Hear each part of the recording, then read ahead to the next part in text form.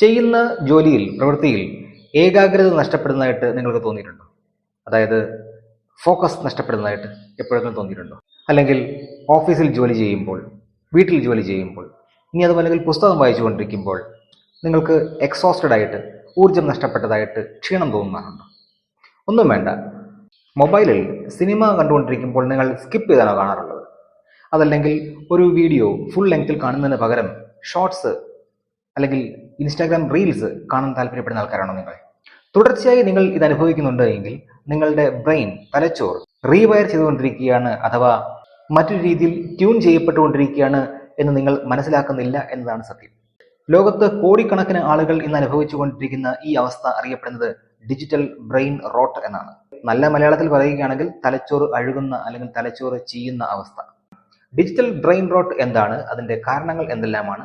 Smart ഫോണും social മീഡിയയും ഈ അവസ്ഥ എങ്ങനെ വഷളാക്കുന്നുവെന്നും ആധുനിക ശാസ്ത്രം ഇതേപ്പറ്റി എന്താണ് പറയുന്നത് എന്നുമാണ് നമ്മൾ ഇന്ന് സംസാരിക്കുന്നത്. നമസ്കാരം, ചെറുതല്ല കാര്യത്തിന്റെ പുതിയ വീഡിയോയിലേക്ക് എല്ലാവർക്കും സ്വാഗതം. ഡിജിറ്റൽ ബ്രെയിൻ റോട്ട് എന്നത് ഒരു മെഡിക്കൽ ടേം അല്ല. എന്നാൽ ഈ ഡിജിറ്റൽ കാലഘട്ടത്തിൽ നമ്മുടെ മനസ്സിനുണ്ടാകുന്ന ചില അവസ്ഥയാണ് തീർച്ചയായിട്ടും ഇത് സൂചിപ്പിക്കുന്നത്. സ്മാർട്ട് ഫോൺ അല്ലെങ്കിൽ ഡിജിറ്റൽ മീഡിയ ഏറെ നേരം ഉപയോഗിക്കുന്നതിലൂടെ, സോഷ്യൽ മീഡിയ അഡിക്ഷനിലൂടെ, അല്ലെങ്കിൽ ഇൻഫർമേഷൻ ഓവർലോഡ് മൂലം നമ്മുടെ മനസ്സിന് സംഭവിച്ചുകൊണ്ടിരിക്കുന്ന കോഗ്നിറ്റീവ് ഡിക്ലൈൻ, അഥവാ കാര്യങ്ങളെ അപഗ്രഥിക്കാനും വിശകലനം ചെയ്യാനുമുള്ള കഴിവ് കുറയുക, ഒരേ കാര്യത്തിൽ തന്നെ ഏറെ നേരം കോൺസെൻട്രേറ്റ് ചെയ്യാനുള്ള അല്ലെങ്കിൽ ശ്രദ്ധ പതിപ്പിക്കാനുള്ള കഴിവ് നഷ്ടപ്പെടുക, അഥവാ reduced attention span, mental fatigue അഥവാ മാനസികമായി തളർന്നതുപോലെ തോന്നുക എന്നീ അവസ്ഥകളെല്ലാമാണ് ഡിജിറ്റൽ ബ്രെയിൻ റോട്ട് എന്ന വാക്കുകൊണ്ട് അർത്ഥമാക്കുന്നത്. ഒന്ന് ആലോചിച്ച് നോക്കൂ. കുറച്ച് വർഷങ്ങൾക്ക് മുമ്പ് നിങ്ങൾക്ക് ശ്രദ്ധ മാറാതെ ഒരു സിനിമ മുഴുവൻ ഇരുന്ന് കാണാൻ സാധിക്കുമായിരുന്നു. അല്ലെങ്കിൽ ഒരു പുസ്തകം ഒറ്റയിരുപ്പിന് കുറച്ചധികം പേജുകൾ ശ്രദ്ധ മാറാതെ വായിക്കാൻ സാധിക്കുമായിരുന്നു. എന്നാൽ ഇന്നോ ഒരു സിനിമ നിങ്ങൾ കാണാനിരിക്കൂ, അല്ലെങ്കിൽ ഒരു പുസ്തകം നിങ്ങൾ വായിക്കാനിരിക്കൂ, അടിക്കടി നിങ്ങൾ നിങ്ങളുടെ ഫോൺ എടുത്ത് നോക്കുന്നത് ശ്രദ്ധിച്ചിട്ടില്ല എങ്കിൽ ഞാൻ ഇത് പറയുമ്പോഴെങ്കിലും നിങ്ങൾക്ക് ഓർക്കാവുന്നതാണ്. ശരിയല്ലേ? ഇതിന് കാരണം നിങ്ങളുടെ അല്ലെങ്കിൽ നമ്മളുടെ തലച്ചോറ് ഇടയ്ക്കിടെ കിട്ടിക്കൊണ്ടിരിക്കുന്ന ചെറിയ ഉത്തേജനത്തിൽ ആനന്ദം കണ്ടെത്തുന്നു. അതിനായിട്ട് നമ്മുടെ തലച്ചോർ ട്രെയിൻഡായി എന്നാണ്. ഇവിടെ എന്താണ് സംഭവിക്കുന്നത്, എന്താണ് അതിന് കാരണം എന്ന് നമുക്കൊന്ന് നോക്കാം. ഒന്നാമതായി ഇവിടെ ഡോപ്പമീൻ ഓവർലോഡ് സംഭവിക്കുന്നു. ശരീരത്തിനെ കൊണ്ട് ജോലി ചെയ്യിപ്പിക്കാൻ തലച്ചോറ് അതിന് വേണ്ട സിഗ്നലുകൾ അതാത് ശരീരഭാഗങ്ങളിലേക്ക് അയക്കും. ഇതിനായി ചില കെമിക്കൽ വസ്തുക്കളെ ഉപയോഗിക്കുന്നുണ്ട്. ഇത്തരത്തിൽ നാഡീവ്യൂഹങ്ങളിലൂടെ സിഗ്നൽ കടത്തിവിടുന്ന ചില കെമിക്കലുകളുണ്ട്. അതിനെ വിളിക്കുന്നതാണ് ന്യൂറോ ട്രാൻസ്മിറ്റർ. ഇത്തരത്തിലുള്ള ഒരു ന്യൂറോ ട്രാൻസ്മിറ്ററാണ് ഡോപ്പമീൻ. ഡോപ്പമീനെ ഒരു ഫീൽ ഗുഡ് ന്യൂറോ ട്രാൻസ്മിറ്റർ എന്നാണ് പറയുന്നത്. കാരണം ഡോപ്പമീൻ ശരീരത്തിൽ റിലീസ് ചെയ്യപ്പെടുമ്പോൾ അത് നമ്മളുടെ മൂഡ് അല്ലെങ്കിൽ നമ്മുടെ ആ ഒരു കണ്ടീഷൻ ഒന്ന് മെച്ചപ്പെടുത്തും. സന്തോഷം നമുക്ക് തോന്നും, അല്ലെങ്കിൽ നമുക്കൊരു പ്രചോദനം, ഉത്തേജനം എല്ലാം തോന്നിപ്പിക്കുന്ന ഒരു ന്യൂറോ ട്രാൻസ്മിറ്ററാണ് ഡോപ്പമീൻ. നിങ്ങളുടെ സോഷ്യൽ മീഡിയയിൽ ഒരു ലൈക്ക്, കമന്റ്, ഇനി അതുമല്ലെങ്കിൽ നിങ്ങളുടെ ഫോണിൽ ഒരു വാട്സാപ്പ് അല്ലെങ്കിൽ ഫേസ്ബുക്ക് നോട്ടിഫിക്കേഷൻ വരുമ്പോൾ തലച്ചോറ് സന്തോഷദായകമായ ഡോപ്പമീൻ റിലീസ് ചെയ്യും. വളരെ പെട്ടെന്ന് കിട്ടുന്ന ഈ സന്തോഷമാണ് നമ്മളെ ഇടയ്ക്കിടെ ഫോൺ നോക്കാൻ പ്രേരിപ്പിക്കുന്നതും അല്ലെങ്കിൽ നമ്മളെ സോഷ്യൽ മീഡിയ അഡിക്റ്റ് ആക്കുന്നതും. രണ്ടാമത് ഇൻഫർമേഷൻ ഓവർലോഡ്. നമ്മുടെ തലച്ചോറിന് ഡേറ്റ കൈകാര്യം ചെയ്യാൻ ഒരു ശേഷിയുണ്ട്. എന്നാൽ 30 വർഷം മുമ്പ് നമ്മളുടെ ബ്രെയിൻ കൈകാര്യം ചെയ്തുകൊണ്ടിരുന്ന ഡേറ്റയേക്കാൾ 5 ഇരട്ടിയാണ് ഇന്ന് നമ്മളുടെ ബ്രെയിനിനെ കൊണ്ട് ചെയ്യിക്കുന്ന ഡേറ്റ കൈകാര്യം എന്ന് ശാസ്ത്രലോകം പറയുന്നു. അതിന്റെ ഫലമോ മെന്റൽ ഫറ്റീഗ് അഥവാ മാനസികമായ തളർച്ച, ഓർമ്മ കുറവ്, അതുപോലെ തന്നെ ഡിസിഷൻ പാരാലിസിസ് അഥവാ തീരുമാനങ്ങൾ എടുക്കാനുള്ള ശേഷിക്കുറവ്. മൂന്നാമത് റിഡ്യൂസ്ഡ് അറ്റൻഷൻ സ്പാൻ അഥവാ ചെയ്തുകൊണ്ടിരിക്കുന്ന കാര്യത്തിൽ ശ്രദ്ധ കേന്ദ്രീകരിക്കാനുള്ള കഴിവ് നഷ്ടപ്പെടുന്ന അവസ്ഥ. പഠനങ്ങൾ കാണിക്കുന്നത് 2000 ആണ്ടിൽ അറ്റൻഷൻ സ്പാൻ എന്നത് 12 സെക്കൻഡ് ആയിരുന്നതിൽ നിന്നും 8 സെക്കൻഡിലേക്കായി കുറഞ്ഞു ഈ കാലഘട്ടത്തിൽ എന്നാണ്. ഇത് നമ്മളുടെ വീട്ടിലെ അക്വേറിയം ടാങ്കിൽ വളർത്തുന്ന ഒരു ഗോൾഡ് ഫിഷിന് ഉള്ള അറ്റൻഷൻ സ്പാനിനേക്കാൾ വളരെ കുറവാണെന്നാണ് പഠനങ്ങൾ പറയുന്നത്. നാലാമതായി സ്ലീപ്പ് ഡിസ്റപ്ഷൻ അഥവാ ഗാഢമായ നിദ്ര, ഉറക്കം ഇല്ലാതിരിക്കുന്ന അവസ്ഥ. ലൈറ്റ് സ്പെക്ട്രത്തിൽ, വെളിച്ചത്തിന്റെ സ്പെക്ട്രത്തിൽ 380 മുതൽ 500 നാനോമീറ്റർ വേവ് ലെങ്ത് ഉള്ള തരംഗദൈർഘ്യമുള്ള വെളിച്ചത്തിനെയാണ് ബ്ലൂ ലൈറ്റ് എന്ന് പറയുന്നത്. സൂര്യപ്രകാശത്തിലടക്കം ബ്ലൂ ലൈറ്റ് ഉണ്ട്. എന്നാൽ സൂര്യപ്രകാശത്തിൽ മാത്രമല്ല, നമ്മളുടെ കയ്യിലെ മൊബൈൽ സ്ക്രീനിൽ നിന്ന് വരുന്ന വെളിച്ചത്തിൽ, നമ്മുടെ ചുറ്റുമുള്ള LED ബൾബുകളിൽ നിന്നെല്ലാം ബ്ലൂ ലൈറ്റ് ആണ് നമ്മൾ കണ്ടുകൊണ്ടിരിക്കുന്നത്. ഈ ബ്ലൂ ലൈറ്റ് അധികം കണ്ടുകൊണ്ടിരിക്കുന്നത് നമ്മുടെ ഉറക്കത്തെ ബാധിക്കും. തലച്ചോറിലെ പീനിയൽ ഗ്രന്ഥി ഉൽപ്പാദിപ്പിക്കുന്ന ഒരു ഹോർമോണാണ് മെലറ്റോണിൻ. ഉറക്കം കിട്ടാൻ മെലറ്റോണിന്റെ പ്രൊഡക്ഷൻ അത്യാവശ്യമാണ്. ഇരുട്ടത്ത് കണ്ണിൽ വെളിച്ചം വീഴാതിരിക്കുകയും അല്ലെങ്കിൽ കണ്ണിലെ റെറ്റിനയിൽ വെളിച്ചം വീഴാതിരിക്കുന്നത് മെലറ്റോണിൻ ഉൽപ്പാദനം കൂട്ടുകയും നമുക്ക് ഉറക്കം വരികയും ചെയ്യും. എന്നാൽ തുടർച്ചയായി കുറേ സമയം കണ്ണിൽ ബ്ലൂ ലൈറ്റ് വീണുകൊണ്ടിരിക്കുമ്പോൾ തലച്ചോറ് കൊടുക്കുന്ന നിർദ്ദേശം അനുസരിച്ച് പീനിയൽ ഗ്ലാൻഡ് മെലറ്റോണിൻ ഉൽപ്പാദിപ്പിക്കുന്നത് നിർത്തുകയും ഉറക്കം നഷ്ടപ്പെടുകയും ചെയ്യും. ഇത് നമ്മുടെ ഉറക്കത്തിന്റെ ക്വാളിറ്റിയെ ബാധിക്കും. ഇടയ്ക്കിടയ്ക്ക് ഉറക്കം വിട്ടെഴുന്നേൽക്കുക, ഓർമ്മ കുറയുക, ഏകാഗ്രത കുറയുക എന്നീ അവസ്ഥകൾ സാവകാശം ബ്രെയിൻ ഷ്രിങ്കേജിലേക്ക് നയിക്കുമെന്ന് പഠനങ്ങൾ പറയുന്നു. തലച്ചോറിലെ ടിഷ്യൂ നശിച്ച്, ന്യൂറോണുകൾ നശിച്ച്, സംവേദനക്ഷമത നഷ്ടപ്പെട്ട് തലച്ചോറിന്റെ മൊത്തത്തിലുള്ള വോളിയം സാവകാശം കുറയുന്നതിനെയാണ് ബ്രെയിൻ ഷ്രിങ്കേജ് എന്ന വാക്കുകൊണ്ട് ഉദ്ദേശിക്കുന്നത്. സോഷ്യൽ ഡിസ്കണക്ഷൻ അഥവാ സാമൂഹികമായ ഒറ്റപ്പെടലാണ് മറ്റൊരു അവസ്ഥ. ഇവിടെ ഒരു വിരോധാഭാസമുണ്ട്. എത്ര സമയം നിങ്ങൾ ഓൺലൈനിൽ കണക്റ്റഡ് ആയിരിക്കുന്നോ അത്രയും സമയം നിങ്ങൾ യഥാർത്ഥ ലോകത്ത് നിന്ന് ഡിസ്കണക്റ്റഡ് ആണ്. ഇതിന്റെ ഫലമായി നിങ്ങളുടെ ഇമോഷണൽ ഇന്റലിജൻസ് കുറയാം. അഥവാ സാമൂഹികമായി നമുക്കുണ്ടാവേണ്ട വികാരങ്ങളെ അപഗ്രഥിക്കാനും മനസ്സിലാക്കാനും ഉൾക്കൊള്ളാനുമുള്ള കഴിവ് നഷ്ടപ്പെടുക, ഉത്കണ്ഠ ആൻസൈറ്റി കൂടുതലുണ്ടാവുക, അതുപോലെ സോഷ്യൽ ഓക്വേർഡ്നെസ് തോന്നുക എന്നീ അവസ്ഥകൾ ഉണ്ടാവാം. സോഷ്യൽ ഓക്വേർഡ്നെസ് എന്നാൽ സാമൂഹികമായി നമ്മുടെ ചുറ്റും നടക്കുന്നതെല്ലാം വളരെ വിചിത്രമായി തോന്നുക, ഇതൊന്നും ഇങ്ങനെ അല്ലല്ലോ വേണ്ടിയിരുന്നത്, അല്ലെങ്കിൽ വേണ്ടിയിരുന്നില്ലല്ലോ ഇതൊന്നും എന്ന ചിന്ത ഉണ്ടാവുകയും നമ്മൾ അതിൽ നിന്നെല്ലാം ഒറ്റപ്പെട്ട് മാറി നിൽക്കാനുള്ള ഒരു പ്രവണത ഉണ്ടാവുകയും ചെയ്യുക. ഈ കാര്യങ്ങളെല്ലാം ബ്രെയിൻ റോട്ട് ഉണ്ടാക്കുന്ന ചില അവസ്ഥകളാണ്. ഈ ഒരു അവസ്ഥയിൽ നമ്മുടെ ശരീരം പലതരത്തിലുള്ള സൂചനകൾ അല്ലെങ്കിൽ സിംറ്റംസ് തരും. അതിനെ 3 തരമായി നമുക്ക് വിഭാഗിക്കാം. ആദ്യത്തേത് കോഗ്നിറ്റീവ് സിംറ്റംസ്, അതായത് കാര്യങ്ങളെ വിശകലനം ചെയ്യാനും അപഗ്രഥിക്കാനും ഉള്ള കഴിവിൽ വരുന്ന ഒരു കുറവ്. അതൊരു സൂചകമായി നമുക്ക് കണക്കാക്കാം. ഉദാഹരണത്തിന് അറ്റൻഷൻ സ്പാൻ കുറയുക, അഥവാ ശ്രദ്ധയോടെ ഇരിക്കാനുള്ള കഴിവ് കുറയുക, മറവി ഉണ്ടാവുക, അതുപോലെ തന്നെ മാനസികമായ തളർച്ച തോന്നുക, ഇതെല്ലാം ഈ ഒരു കോഗ്നിറ്റീവ് സിംറ്റംസ് ആയിട്ട് കണക്കാക്കാം. ഫിസിയോളജിക്കൽ സിംറ്റംസ് അഥവാ ശാരീരിക പ്രവർത്തനത്തിലെ അപാകതകളാണ് അടുത്ത സിംറ്റംസ്. അതിൽ ഒന്നാണ് ഡോപ്പമീൻ ഡിപ്പെൻഡൻസി. അതായത് നിങ്ങൾ ഉത്തേജിതനാവണമെങ്കിൽ അല്ലെങ്കിൽ എന്തെങ്കിലും ചെയ്യാൻ ഒരു പ്രചോദനം തോന്നണമെങ്കിൽ അത് ഫോൺ നോക്കിയേ പറ്റൂ എന്ന അവസ്ഥ. നമ്മൾ നേരത്തെ പറഞ്ഞല്ലോ, ഫോണിൽ ഒരു നോട്ടിഫിക്കേഷൻ വരുമ്പോൾ അല്ലെങ്കിൽ ഒരു ലൈക്ക് കിട്ടുമ്പോൾ, കമന്റ് കിട്ടുമ്പോൾ നിങ്ങളുടെ തലച്ചോറ് ഡോപ്പമീൻ എന്ന ന്യൂറോ ട്രാൻസ്മിറ്റർ റിലീസ് ചെയ്യുന്നു. ഇത് നമുക്ക് സന്തോഷം തരുന്നു. അപ്പോൾ സന്തോഷം കിട്ടണമെങ്കിൽ ഫോൺ നോക്കിയേ പറ്റൂ എന്ന അവസ്ഥ വരുന്നു. ഡോപ്പമീൻ ഡിപ്പെൻഡൻസി എന്ന് പറയുന്നത് ഇതാണ്. ഇതിനോടൊപ്പം വരുന്ന അവസ്ഥകളാണ് ഉയർന്ന ആശങ്കയും അല്ലെങ്കിൽ ഉത്കണ്ഠയും മാനസിക പിരിമുറുക്കവും. എന്ത് ചിന്തിച്ചാലും നെഗറ്റീവായിട്ട് ചിന്തിക്കുക, അതേപോലെ പ്രചോദനം തോന്നാത്ത അവസ്ഥ അല്ലെങ്കിൽ മോട്ടിവേഷൻ ഇല്ലാത്ത അവസ്ഥ, ഉത്സാഹക്കുറവ്, എന്ത് ചെയ്താലും അതിൽ ഒരു ഉത്സാഹമോ സന്തോഷമോ കണ്ടെത്താനാവാതെ ബോറടിക്കുന്ന അവസ്ഥ. മൂന്നാമത്തത് ശാരീരികമായി കാണിക്കുന്ന ചില സൂചനകൾ അല്ലെങ്കിൽ ഫിസിക്കൽ സിംറ്റംസ്.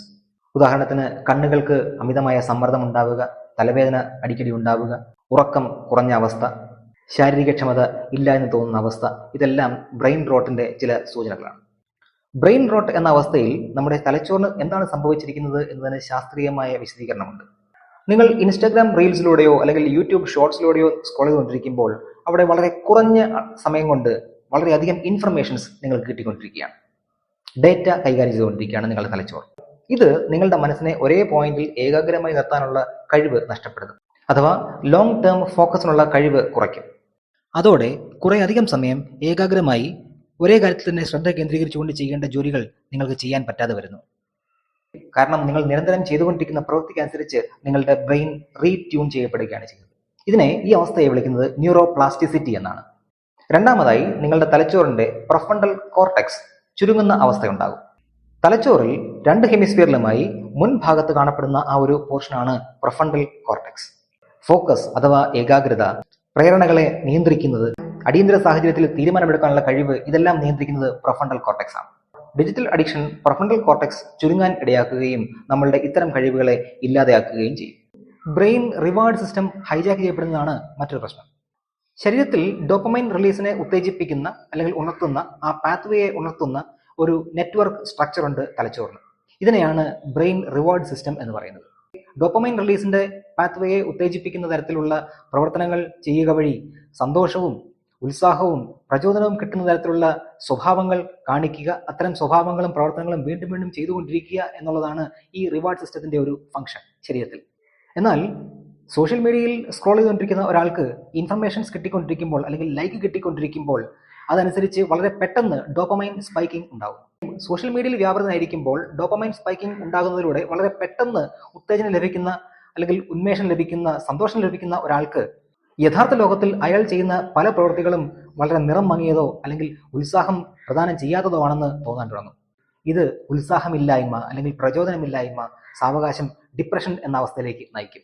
തന്നെയുമല്ല, സോഷ്യൽ മീഡിയയിൽ ഏറെ നേരം വ്യാപൃതനായിക്കൊണ്ട് സ്വയം ആനന്ദം കണ്ടെത്തുന്ന ഒരാൾക്ക് സാവകാശം എമ്പതി നഷ്ടമാകുന്നു. അതായത് സഹജീവികളോട് അല്ലെങ്കിൽ ചുറ്റുപാടും ഉള്ളതിനോടുള്ള സഹാനുഭൂതി അല്ലെങ്കിൽ അനുകമ്പ എന്ന വികാരം ഇല്ലാതാവുന്ന അവസ്ഥ എത്തും എന്ന് പഠനങ്ങൾ പറയുന്നു.